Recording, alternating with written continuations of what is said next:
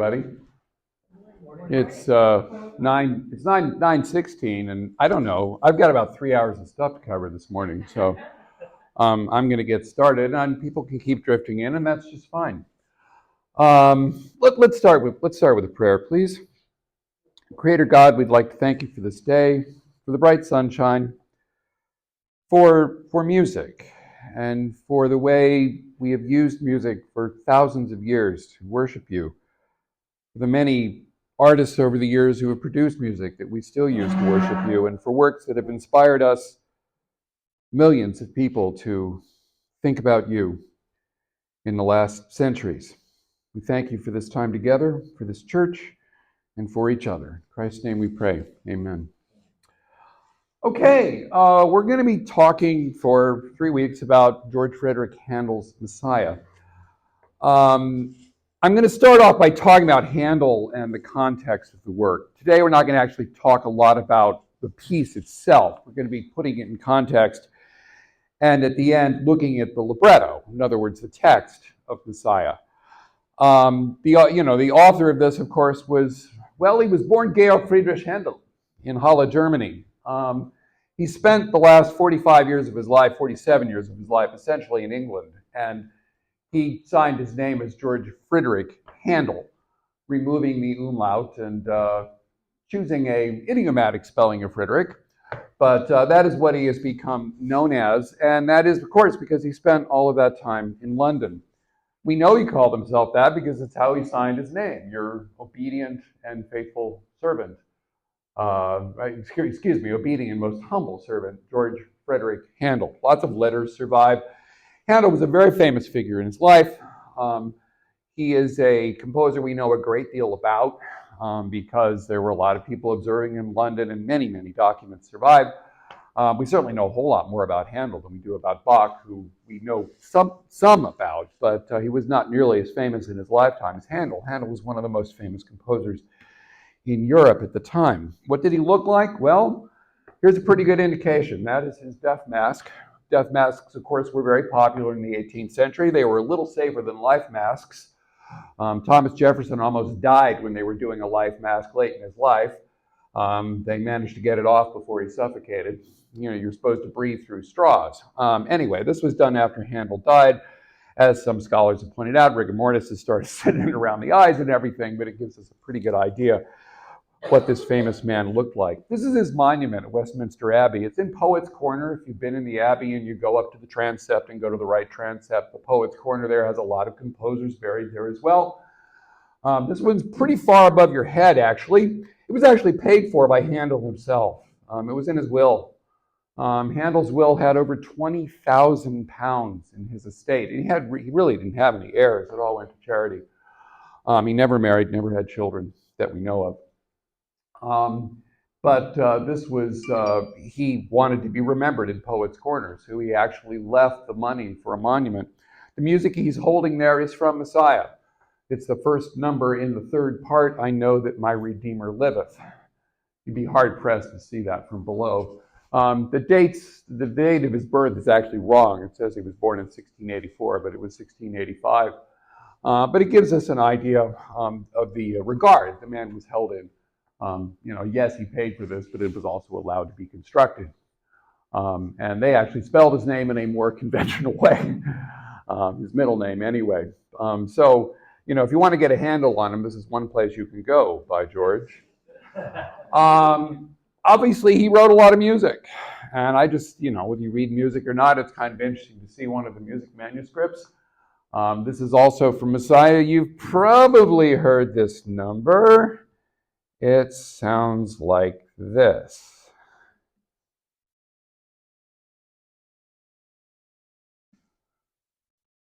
This is where you're supposed to play it.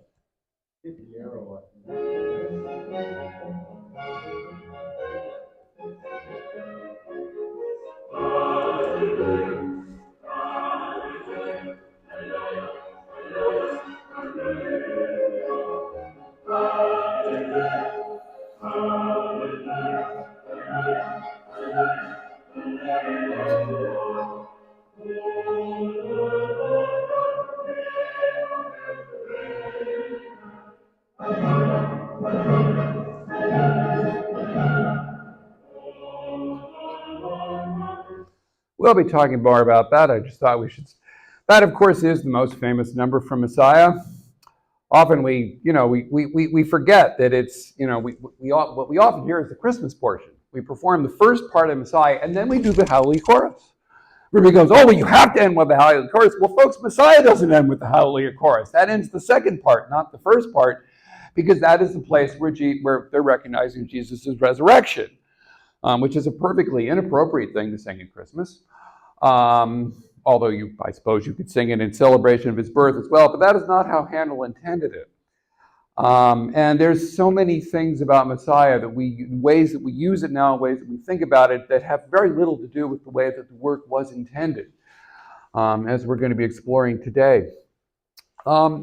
His creative output is dominated by 40 operas and 20 oratorios. We're essentially talking about an opera composer who in the last 20 years of his life started writing more oratorios because the operas he was writing were becoming less popular in London.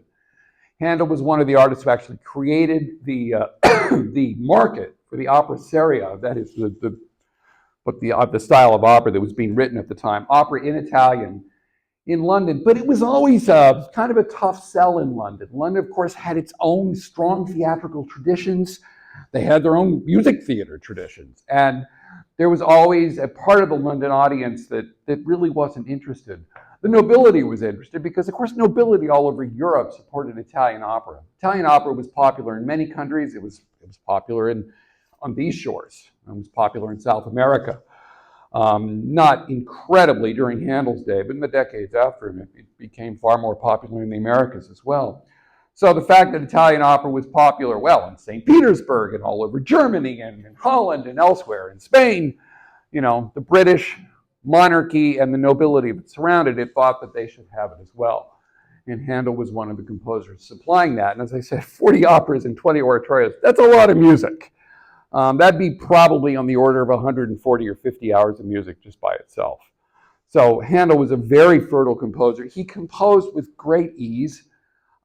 Ease probably isn't the word for it, but he composed very rapidly.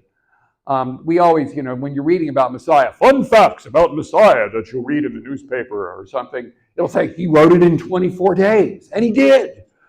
But he wrote almost all of his works, maybe not quite that quickly, but quite quickly. Handel would decide, I'm going to write something. He'd sit down and write it in a white heat, and then he'd go off and do something else. Remember, he was also arranging for the performances of all of his works as well. Like most of the music written during the day, the composer was usually involved in its performance. So Handel was very much a performing musician. He wasn't just a composer sitting at home thinking deep thoughts and writing music. It is incredible that you could write Messiah in 24 days, but that was Handel's gift. He wrote pretty quickly. His musical style is a mix. It's basically Italianate. If you really want to listen to this man's music and think what his name should be, it should be Giorgio Federico Handelini. His music is really Italian. But there's also French elements, some German elements, and some English elements. And we'll talk about those really over the course of the next 3 weeks, especially when we get to the music. But Handel's training, although he was German, led him to write an awful lot of Italian music. He was born in Halle, Germany, which is in North Germany. It would have been in East Germany when the wall was up. His father was a barber surgeon who was 63 years old when Handel was born. Handel had a brother who was like 37 years older than he was. This was obviously a second marriage for his father. That is his father. His father was a barber surgeon who served the court at Halle. He was a fairly prominent barber surgeon in Halle, and he really wasn't interested in his son studying music, even though he showed ability at a very, very young age. He didn't think it was a very practical thing to do, which, kind of what my parents told me too, but I didn't listen to them. And Handel didn't want to listen to his father either, but of course his father died when Handel was 9. But when Handel, just a few years before that, Handel happened to be at court with his father one day, and he was found playing one of the keyboard instruments, just kind of by ear, going on along. And some nobleman or something, said to the father, well, you really might want to get this kid some training. He seems to have some ability. And Handel started studying with a composer named Friedrich Zachau, who was one of the leading musicians in Halle. and would have been his principal teacher, at least while he was living in Germany. So this study with Zachau would have included some instrumental training, study of counterpoint, which is the craft and art of learning how to put various musical lines together, and certainly theory, learning music theory. Studying composition in that day, it wasn't trained. They weren't trained the way we're trained today. If you wanted to learn how to write something, your teacher would say, "Oh, you want to learn how to write trio sonatas? Well, here's some trio sonatas. Copy them and let me know if you have any questions." I mean, what musicians were mostly doing was just sitting down, copying the music over and looking at how it worked together. And Handel's compositional study would have been very much like that. Today, you study with a teacher, you take things to them, they go through it, they make suggestions. That wasn't so much how composition was taught during the day. He was also studying keyboard instruments with Zachau. Handel became a fabulous keyboard player, organ and harpsichord, and the other keyboard instruments that would have been used during the day. He became a church organist when he was 17 years old. And he could have gone the way of Bach. I mean, Bach spent most of his life as a Lutheran church musician, and Handel might have done the same thing. He certainly had the ability, but he was seduced by opera. And in 1703, he went to Hamburg because that was the nearest opera company. As I said, this was Italian opera. Now, actually, in Hamburg, the operas were in German and Italian. The rest of the teams, that is where you tell the story, tended to be done in German, so everybody can understand it. And then the arias where the character is emoting about how they feel, the equivalent of a Shakespeare soliloquy, if you will, that was sung in Italian.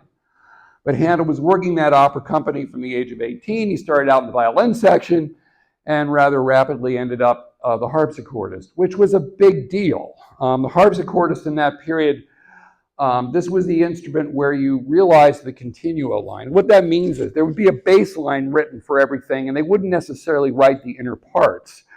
It was the harpsichordist's job to figure out what the chords were going to be and play them. This still goes on in music today. Basically, a rock band has a continuo section. It has a bass, some electric bass or standard bass or whatever playing the bass line, and then you have some keyboard instrument playing the chords. This practice has not stopped. But what it means is Handel was recognized as one of the more important musicians working that orchestra at a pretty young age. There was another guy in that orchestra, Johann Mattheson, a really important German musician of the day, who, if Bach had died young, would be famous today. But his name is Johann Mattheson, as I said. These were hot-headed, very committed young musicians. They apparently got into a duel once over what chord should be played in one place in the piece. And they got their swords out, and I guess it was broken up before anything serious happened. But it is possible to get too upset about art, I think. Okay, then the most important aspect of Handel's education is going to Italy, where he lived from fall of 1706 to February of 1710. I liken this to him going to college. He wanted to write Italian opera. He started writing them in Germany, but he wasn't going to stick around in Germany. In Hamburg, he was too big of a talent. He was probably driving the director crazy, and he knew he needed to go to Italy, where he lived and worked in Florence, Venice, Naples, and Rome. And we talk about this as him going to Italy to learn Italian music, but he was working at the highest professional levels in Italy while he was there as a young man. He was getting a, quote, education, but he was also taking part in professional music making in a way that I'm sure was driving the Italians crazy. We know that some Italians dismissed him as un Sassone, a Saxon, that blankety-blank German who's coming down here and taking work away from us. And he was, within the patronage system and some within the churches, mostly in the patronage system and in the operas. Handel's working. And I mean, just for example, there was an oratorio he wrote in 1708. He's 23 years old here, folks. This piece was one of the most important oratorios put on in Rome in 1708. It was sumptuously paid for by a man named Ruspoli, who was a marquis and wanted to become a prince and was trying to impress everybody in Rome.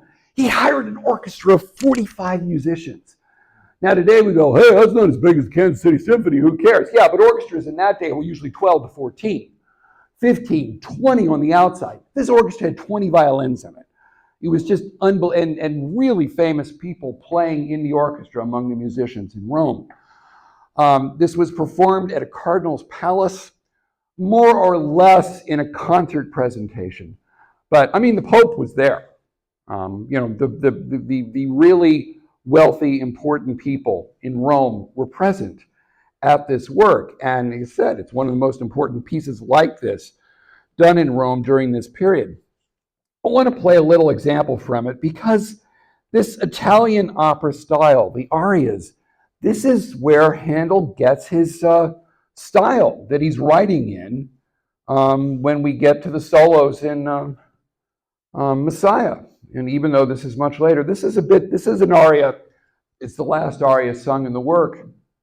It's being sung by Mary Magdalene, and it's called Se impassibile immortale, which means, the text goes, as thou, invincible, immortal, art risen, beloved Son, let every mortal being rise with thee, freed from sin. The music's going to sound familiar because it sounds quite a bit like Messiah in places.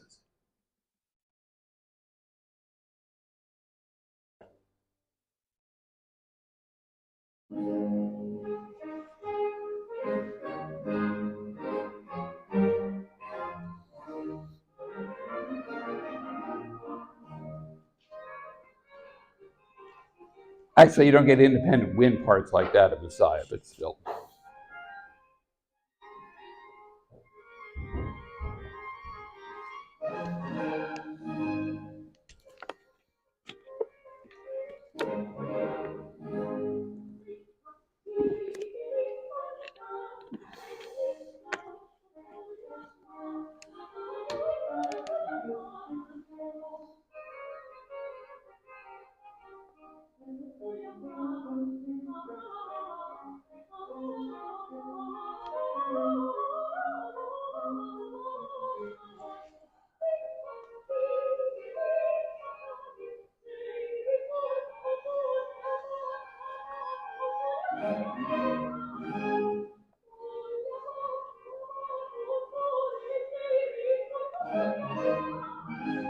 The elaborate vocal writing that we get in Messiah, all those places where she's basically turning her voice into an instrument, they're called melismas. It's where you take one syllable and you can have one syllable, endless number of notes being sung to that syllable. Of course, it happens in Messiah a great deal. Might be an oratorio, but it's in very much an opera style. And the solos that Handel's writing in Messiah are based upon that same operatic style, even though this piece it's going on 35 years before Handel wrote Messiah. He certainly absorbed the style of Italian opera while he was there. He knew it pretty well before he went. He met some very important composers like Alessandro Scarlatti, his son Domenico Scarlatti, Arcangelo Corelli. And when he leaves Italy, he's pretty much a master of the genre at the age of 25. Handel is ready for pretty big things. He also heard a lot of oratorios, chamber cantatas. These are kind of little chamber operas that wouldn't be staged. Concertos, trio sonatas. This is the decisive period in his musical development because it's where he's really finishing his understanding as to how you write these kinds of pieces. Where he goes from here is Hanover, Germany. And he's appointed Kapellmeister, apparently the head musician, to the Elector Georg of Hanover, Germany. He was immediately granted a year's leave to visit England, which sounds like a very strange thing. You hire somebody, you immediately give them a year to visit England. And he goes and he composes the opera Rinaldo, which was based on something he'd written in Italy for London in 1711. London at this point does not have an Italian opera tradition. It had not become important there, and this is decades after becoming important in some of the other capitals of Europe. It was a big success. He goes back to Hanover. As soon as he goes back to Hanover, he asks to go back to London. Well, how can you get away with this? Well, Georg was going to become the King of England. That's King George I of England. Queen Anne died in 1714, After having, was it 11, 12 children, none of whom survived to any kind of maturity. The oldest one was the Duke of Gloucester. I guess he got to age 11 or 12 or something. So she dies childless, and her cousin becomes the king, a man who spoke very little English at that point. And of course, this is the Hanover family, which changed its name during World War I to the Windsor family so they wouldn't sound so German. This is Prince Charles III's great whatever grandfather. I can figure it out, but I'm not going to bother to right now. This is the family coming 300 years ago. And there's the Elector of Hanover and George I of England, who goes to England and continues to support Handel. Handel received money as he was teaching the children of the monarch and for various other things. And in Handel's opera companies, the king invested regularly. Handel was very well connected with the crown. From 1719 to 28, there's the Royal Academy of Music, which presented Italian operas. Handel was one of its principal composers. That closed in 1728. Handel was being successful enough during that time that he finally moved into a house in London, 25 Brook Street, which you can still visit. He never bought it, he just rented it. But to be able to rent a house like this in London was demonstrating his material success.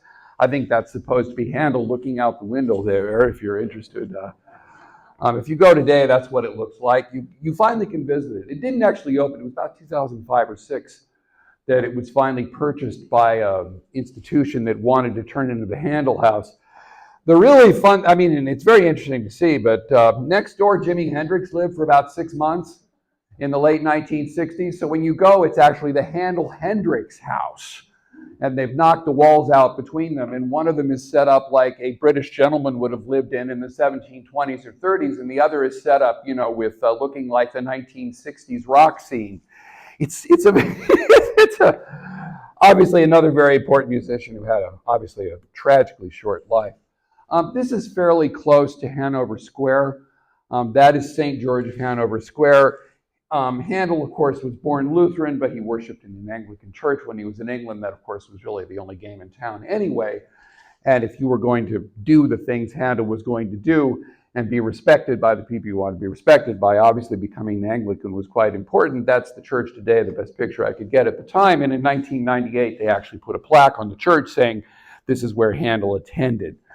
It's a 5-minute walk from where he lived. Handel needed the best singers available to sing the works that he was writing. And what's interesting about opera during this period, well, there's a lot of things that are interesting, but one of the things is it was the singers that were really driving the truck. The singers were the most important figures. Today, when we think of opera, we think of the composers. But the singers were able to do these fabulous things. And you needed the best singers available to do those things, or the crowd wasn't, your crowds weren't going to come to the opera. The singers were very insistent on what they wanted to be able to do. Handel was a very passionate musician himself. There's a story of Handel holding a singer out by her feet from a second-story window until she agreed to sing an aria the way that he wrote it. Anecdotes like this we sometimes wonder about, but we do know that there were battles between Handel and his singers. This is Handel in 1726. He's 41 years old here. That's a really expensive wig he's wearing. He's demonstrating his prosperity. He's being painted. I'm not going to spend a lot of time on this, but it is a fascinating aspect of opera in the period. And these singers also sang Messiah sometimes. You'll notice that this is a caricature of Senesino, who is this singer right here. And you'll notice he seems awfully tall, seems to have a barrel chest, and he's got a really small head. The most popular singers of the day were male singers who had been surgically altered so that their voice would stay high. They loved the high male voice in this period. It became a fixation in Europe during the 16th century, and it remained really popular in the opera house until Rossini in the 1820s and 30s. It finally starts to die away. These are castratos, castrated males. Think about the most powerful tenor voice you've ever heard and kick it up an octave. And these musicians were spectacular. But when he was going to hire singers, among the singers he hired in England, in Europe, and brought back with him or senesceno. Well, if you get castrated, and you grow up without that testosterone in your system, you get a big barrel chest, your legs and arms get really long, and your head's kind of small. Now, you didn't look like that. As I said, it's a caricature.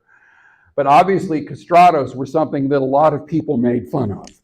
And here they're making fun of both of these men who are castratos, and of course, they would have towered, because they got kind of tall, they would towered over the prima donnas, the women of the day.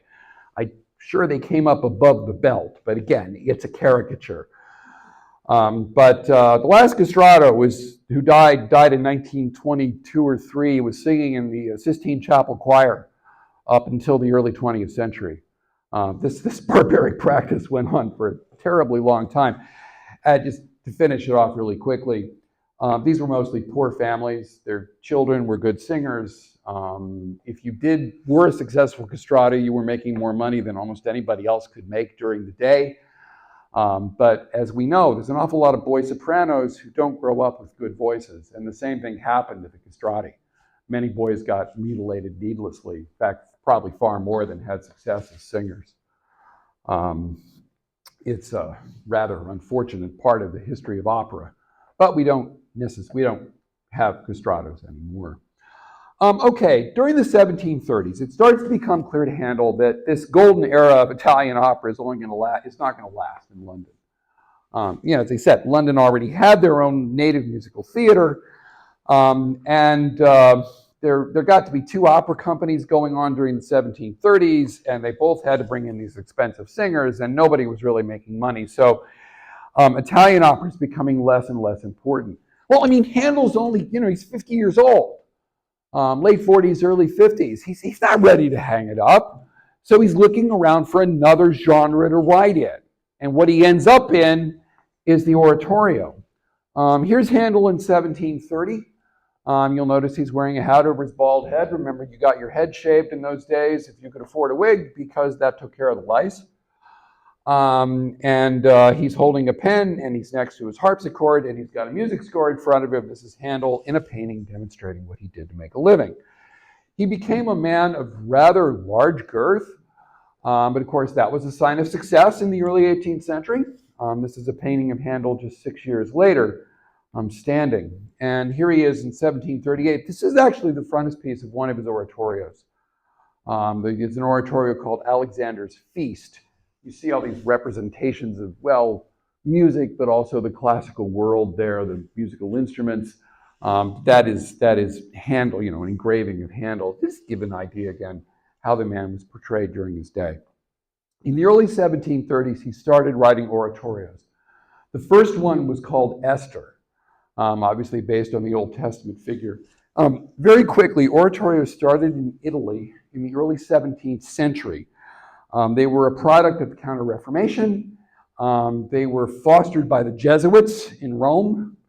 In Rome, the history of opera in Rome is really complicated because, of course, some popes would ban opera, some would say opera is fine, but oratorios were always fine because oratorios were based on sacred stories. They came out of the Bible, or they were about saints' lives, or something along those lines. They were quite operatic. But an oratorio, if you want to define it, the easiest way to say is it's an unstaged opera. It's got music like an opera does, but you don't stage it like a play. The difference musically between an opera and an oratorio is there's a lot more use of chorus in an oratorio. In operas where you were spending a fortune on the solo singers, you couldn't afford a chorus too. So of course, they didn't use one very much. But in oratorios, you need the chorus to be the various groups of people and to sing the celebrations and the laments and everything else. So the chorus becomes a big part of that. And the oratorio becomes very important in the Roman Catholic world during the course of the 17th century. Well, if you know anything about English history, you know that most Englishmen didn't want to be Roman Catholic in the 17th century. The Pope was one of the least popular persons in England. So the oratorio doesn't come to England real quickly, but during the course of the 17th century, the Lutherans pick it up. The most famous Lutheran oratorios would be like the Passion oratorios of Johann Sebastian Bach. And England, without an oratorio tradition at all, the English oratorio gets invented by Handel in the 1730s and really starts to take off in the 1740s. And whereas opera was kind of, there were people in the English, public who were never interested in Italian opera. That was not the case with the oratorios. He hit a home run with these things. These are among the first works outside of church music that have never had to be revived. There's 4 or 5 oratorios by Handel that were performed throughout his lifetime, and the English just kept doing them after he died. Most music of the first half of the 18th century has had to be revived. That is not the case with the most popular of Handel's oratorios. They include recitatives. A recitative, again, in opera is where you're telling the story. It's where the dialogue takes place, or it's where when you have to get through a lot of text to help tell the story, that's when you sing it in recitative. It's done in speech rhythms. The accompaniment not terribly complicated, and the music isn't very interesting, but it gets you through the material faster. Because when you get to the aria, you repeat the text 1,015 times, and the music is a whole lot more elaborate, and it can take 4 or 5 minutes to tell everyone how happy or sad you are. But it's the arias everybody wanted to hear. The instrumental pieces that in his oratorios were also based on Italian operatic traditions, except for French overtures. There was a thing called a French overture, and Messiah actually has a French overture, and I'll explain that when we get to talking about the music of the piece. The first oratorio with great success was Messiah. He wrote it in August and September of 1741 for a charitable performance in Dublin in 1742. I just give you the date there. Easter was on March 25th, so this was not during Lent. It was, it was 3 weeks after Easter in 1742 when it was premiered. And Handel was trying out Dublin. His career in London had gotten a little more fallow than he liked, and he went to Dublin to see if he maybe he was going to see if he could double his income. I don't know. He didn't. It's not as big of a city. It wasn't nearly as important of a center. But Handel actually composed Messiah for a charitable performance in Dublin. Was done there several times that spring. And the work draws upon, as I've said, Italian opera, the English anthem. In other words, English anthem music written for services in the Anglican Church. That's where Handel got the style of his choruses. And the German Passion, which again was a Protestant style of oratorio, but those were done in church on Good Friday. Messiah was written for the theater. It was not written as church music, which of course most people today would rather surprise them, because of course we hear movements of Messiah in church all the time, but of course we still hear it in a theater an awful lot. This was theater music. This was music designed to make money on. It is commercial music, no matter what we think of it as today. That Anglican church music. Let me just play an example of a Handel chorus from an anthem that he wrote in about 1718 or 19. Again, it's going to sound a good bit like Messiah. One moment, please.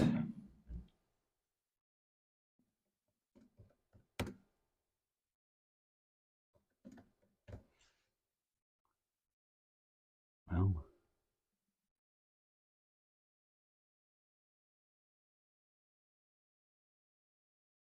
here we go.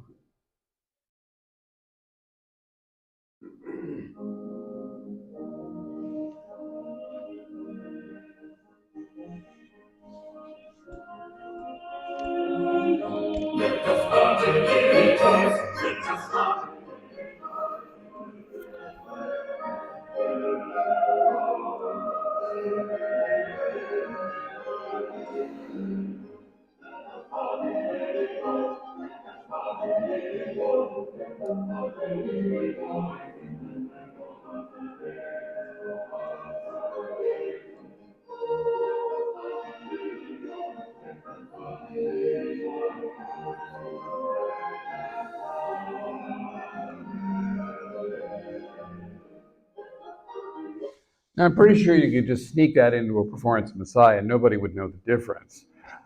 So that's clearly the model that he was using in his choruses. And his choruses are spectacular. There's only so many things you could do with voices and orchestra. But Handel found an enormous variety in the style that he was writing in. And, there's a reason how a chorus works so well. I'll explain it a little bit later next week or the week after. But This is a guy who understood how to write dramatic music and how to get people excited about what they were hearing.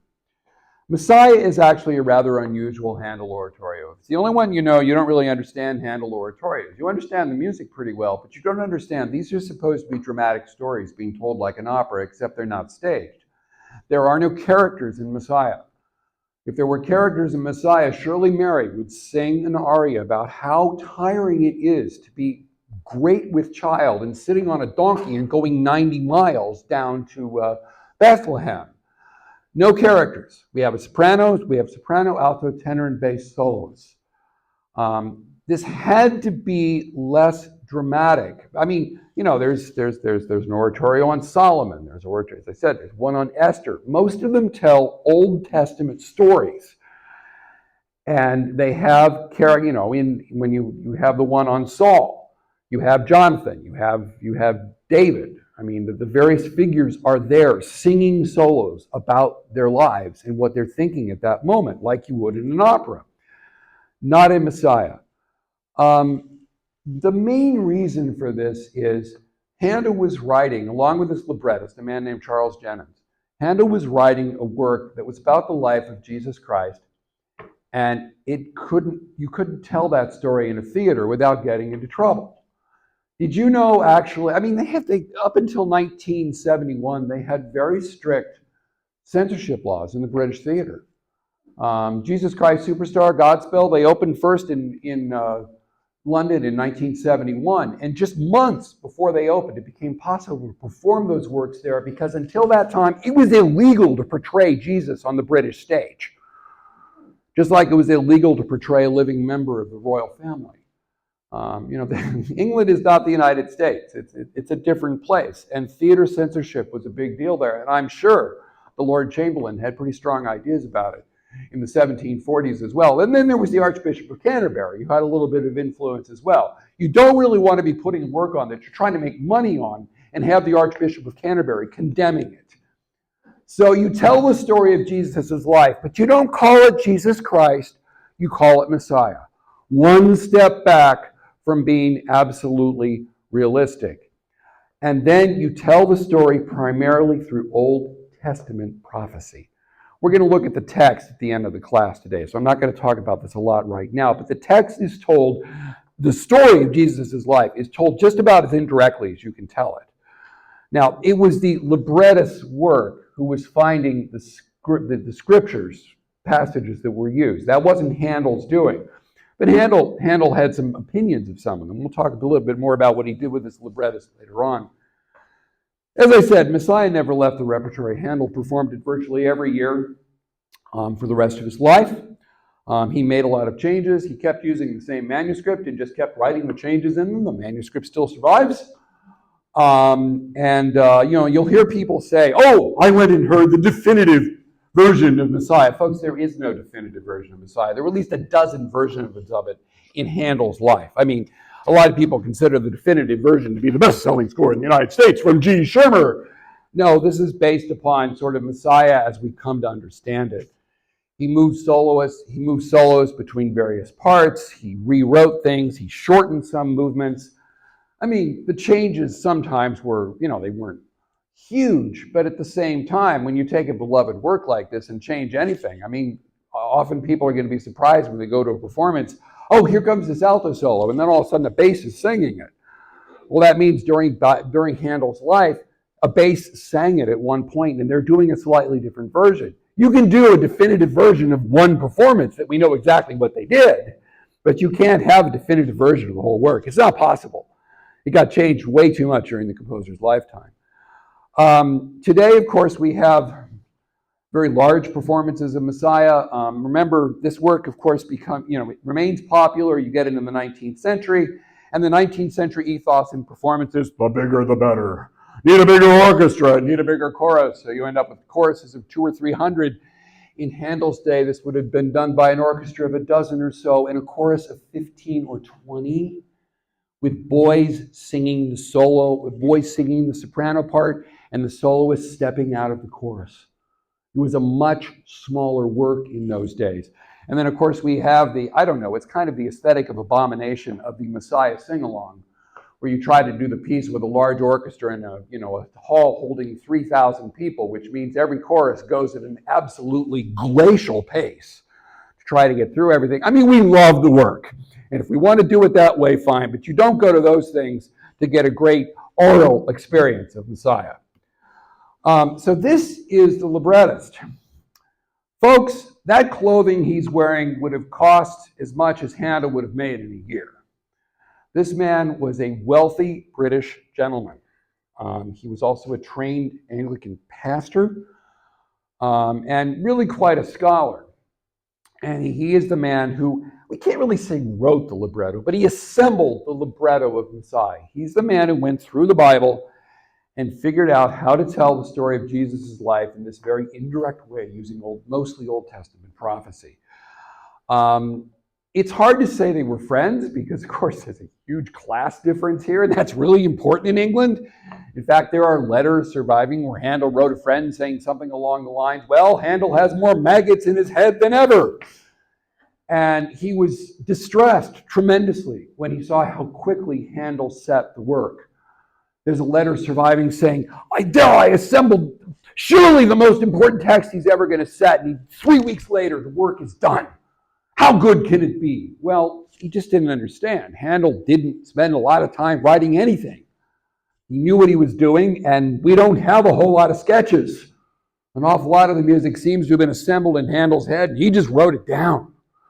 So I wouldn't call him a friend of Handel's, but I would call him a working associate.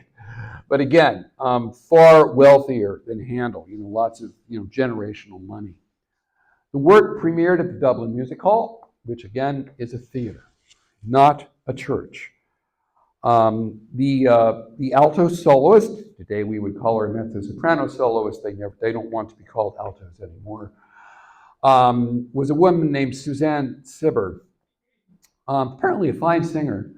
But her husband married her before he divorced his previous wife. So she was married to a polygamist, and as seems to often happen, it got more blamed on her than it did on her husband, because they seemed to go after the female figures. So she was getting very bad press at the time. She was also an actress in the British theater. But when she sang, he was despised. Somebody apparently stood up in the audience and said, "Madam, your sins are forgiven." I guess it was good.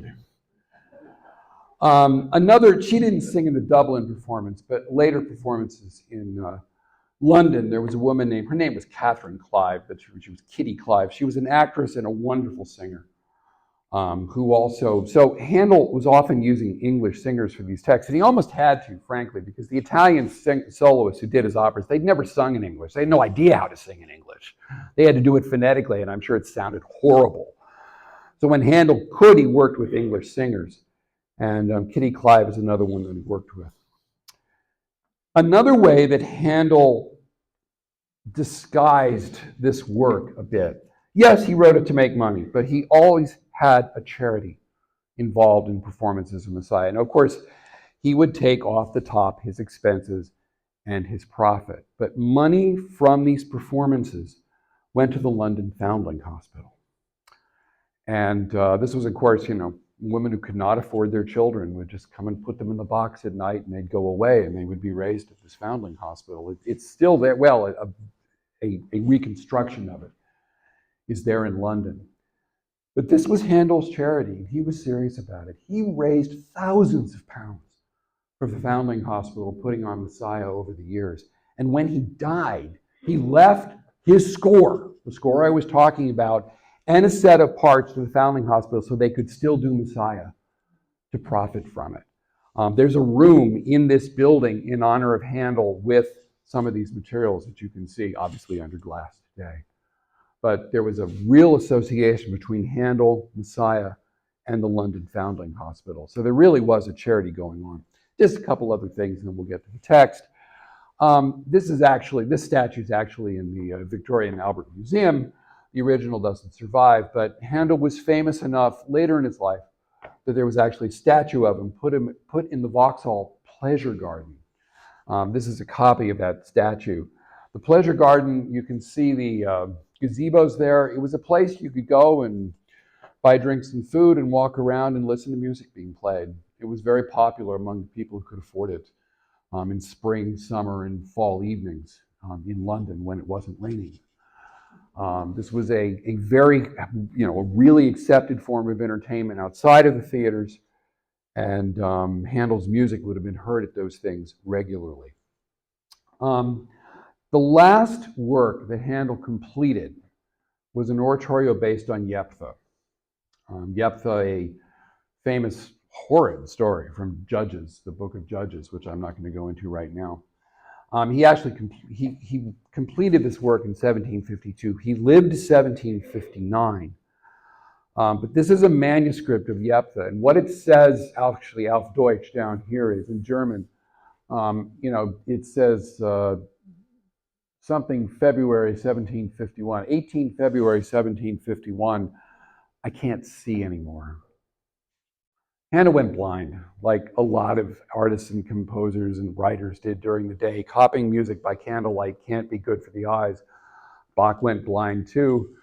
One of the weirdest stories in music history, they were both blinded by the same oculist who did surgery on Bach in 1749 and Handel not long before he died. If you can imagine cataract surgery in the 70s, I'd rather not think about it much, but Handel and Bach both went through it. It was the same man who did it. Kind of a quack running around England. Anyway, this is the last manuscript that Handel could have done the writing on. He did continue to dictate the remainder of this piece and some other music. After he died, he would dictate it to a musical secretary. But 1745, his vision is starting to go. Total blindness hits in the 1750s. Handel's still taking part in performances of his music. He probably just had it memorized. He was still working at the keyboard and leading performances from the keyboard after he had gone completely blind. And this is a very cruel caricature of Handel in 1754. As I said, he became a very large man. You can see he's surrounded by food. He's sitting on a beer keg, and there's a snout coming out. He's being portrayed as a complete pig and glutton. The press in England could be cruel in the 1750s as well. Here he is portrayed in 1756. He is blind here, sitting for the last portrait that we have of him. He died in this room on 25 Brook Street in 1759. They took 21 layers of paint off the walls and found that was the color. And there was like all people after they die at the period when there was money involved anyway, there was a complete inventory done of his holdings, and we knew that he had red bed coverings and all like this. So the room is, made up as it might have been when Handel passed. This is a performance of Messiah done 100 years after Handel was born in Westminster Abbey. That's an orchestra of 200 and a choir of 500. So elephantine performances of Messiah were taking place not too long after Handel passed, 26 years after he died. And they kept getting bigger in the Crystal Palace, which doesn't exist anymore, of course, it burned in the 1800s. But in the Crystal Palace in London in the 1840s, they were doing performances with choruses of 3,000 and orchestras of 500 or 600. So what I want to do now, are there any questions about his life before I move on to the libretto? Any questions? Okay, well, let's take a look at this libretto, thanks to a website that the Mormon Tabernacle Choir has, where we can see the scriptures that were used. That's a little small. Let's see if I can, okay, so we start the piece off and we're in Isaiah. We start off, comfort ye, my people, saith the Lord.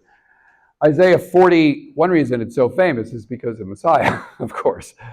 But it's this Old Testament prophecy. No, we're not going to worry about a software update right now, please. University computers can be really stubborn. That should make it disappear and we'll be able to continue. So we're going through Isaiah, then Haggai, then Malachi. Then a verse, behold, a virgin shall conceive and bear a son and shall call his name Emmanuel, God with us. Well, that's Isaiah 7:14. But as anyone who's read about the Synoptic Gospels knows, Matthew is the one that is closest, that has the most Old Testament prophecy in it because it was really written for the Jews. So that verse is in Isaiah 7:14, and it's quoted in Matthew 1:23. We continue along, and we're back to Isaiah 40, Isaiah 60, Isaiah 9:2, Isaiah 9:6. Then we get to the so-called Pastoral Symphony, which is an instrumental piece in it, which I'll describe more next week as we go through the first part. But this is announcing Jesus' birth. And the only place in the work where you actually go to Synoptic Gospel and quote what's going on in Jesus' life or right before his birth is right here. Luke 2, 8 through 15. 8 through 14. There were shepherds abiding in the field, keeping watch over their flocks by night. We have some recitatives, accompanied various ways, and then finally the chorus, glory to God in the highest, and on peace on earth, goodwill towards men. But it says nothing about Jesus' life. It's only the recognition of his birth. This, I guess they thought they could put in without getting into trouble. And from here on, almost everything that we do go to the New Testament, but again, it remains very indirect. After this, we go back to Zechariah again. Then we're back to Isaiah. We conclude the first half with two quotations from Matthew. But come unto him, all ye that labor, come unto him that ye are heavy laden, and he will give you rest. This isn't talking about Jesus' life, it's just talking about what he offers. Then we conclude with the chorus, his yoke is easy and his burden is light. Again, it almost sounds like Old Testament prophecy. But it's taken out of Matthew 11, 28 to 30. So we've gotten through Jesus' birth. I mean, we don't hear anything about his childhood. Again, we're not telling the story terribly carefully. I'm sorry, Joy's at home, and I just need to check to make sure she's okay. We go on to part 2 of Messiah. And of course, this is where we're headed for the crucifixion and resurrection. And we tell the crucifixion, we go to John, and it just says, behold the Lamb of God that taketh away the sins of the world. Again, it's not about Jesus' life, it's just a statement about Jesus. Then we're back to Isaiah. Isaiah 53, Isaiah 50, back to Isaiah 53. We stay in Isaiah 53 for a moment, then we go to Psalms. All they that see him laugh him to scorn. They shoot out their lips and shake their heads, saying, going on in the same psalm, he trusted in God that he would deliver him, let him deliver him if he delight in him. There's all kinds of soloists and chorus through the second half that are preparing us and remarking on Jesus' crucifixion, suffering and crucifixion. But nowhere does it go into an actual, something from Matthew or another one of the Gospels talking about it. It's all things that we consider Old Testament prophecy. We take care of his scourging.